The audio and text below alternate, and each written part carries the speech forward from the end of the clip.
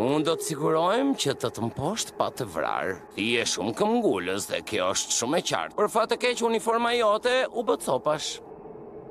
E pa vlerë. Drejtësia është e pa vlerë tani.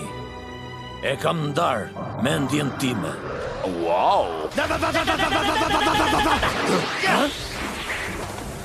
Sa rita kuptoj çfarë është kjo fuqi kaq e madhe. Pra ti e pas ke ndarë mendjen.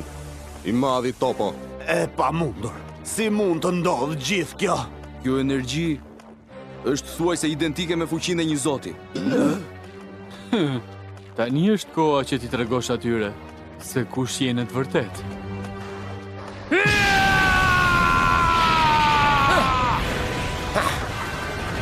Shumë mirë pra. Le të shikojmë se çfarë zgjidhje tjetër mund të na ofrosh, luftëtar.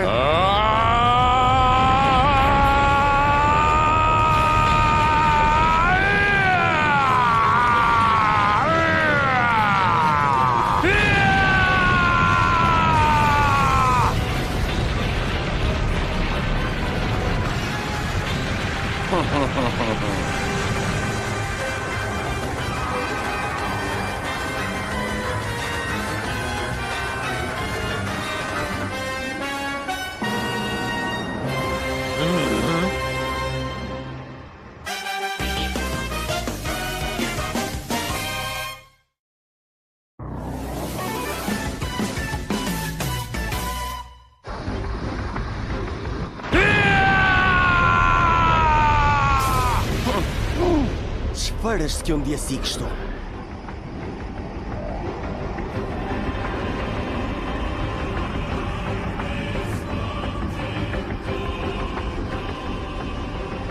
Po, ishte pikërisht kjo.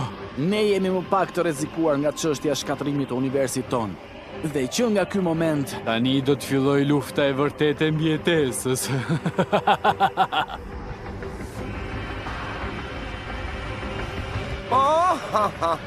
Mendova se do të më tregoj një transformim të mrekullueshëm. Aq i zemëruar sa që je, nuk do të shërbej për asnjë gjë.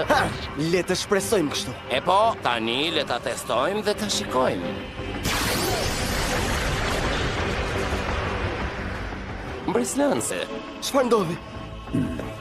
Lordi Birus. Është shkatërimi.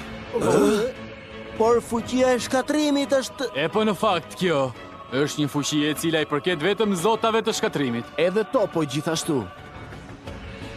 Është një kandidat për të bërë zoti i shkatërimit të universit ton të 11. Dhe tani është koha që të shikojmë rezultatet e stërvitjes tonë të gjatë.